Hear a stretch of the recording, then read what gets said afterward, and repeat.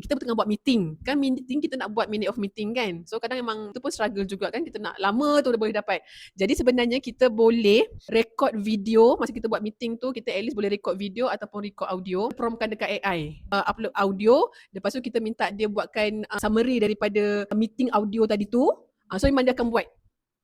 Round shape dia kena memang lifting ke atas supaya nampak kita punya ada shadow sedikit. Macam kalau kita suka simple makeup, kita rasa macam benda ni susah lah, ajar tentang makeup ni tak penting kot, tak perlu kot. Jadi kat situ kadang kita ada loss of confidence, padahal sebenarnya itu mudah. Patient dah datang, kita start rapport dulu dengan patient.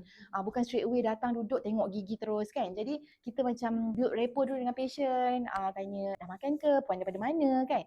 So ada setengah patient kita kena tengok karakter dia juga. Mungkin dia tak suka bercerita. So kalau jenis yang serius ke tak apa je lah, kita teruskan. Tapi at the end dia jadi kawan baik. Satu hari 24 konten. Buatlah 24 tak. Klasifikasikan what kind of content yang Aili nak.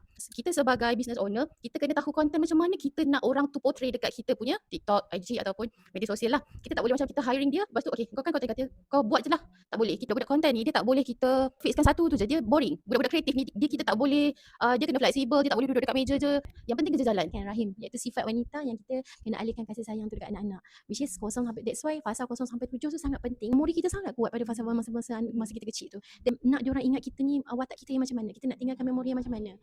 So fasa 0 sampai 7 tak perlu macam nak strict ikut rule sangat. So kita itu fasa untuk diorang bermain.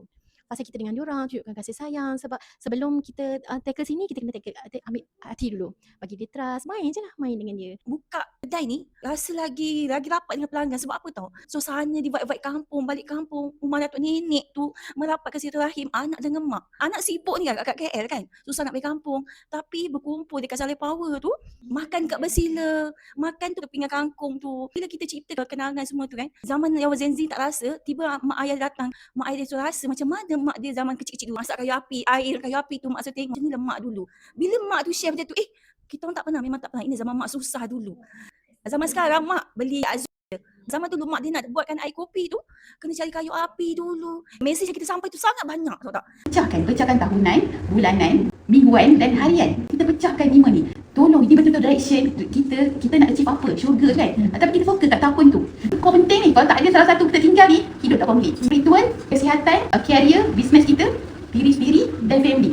Dia 5 rangkuman, balik-balik manusia dekat isu itu je. Buatlah dream board ni untuk company dan buat juga dream board untuk diri sendiri. Dan saya buat dengan staff. Dia kena dream apa sebenarnya? Dia nak beli motor. Asal tak ada masalah master sebenarnya. Ya Allah, semua tu ni kita ni jadi asbab lah orang tu dapat beli motor.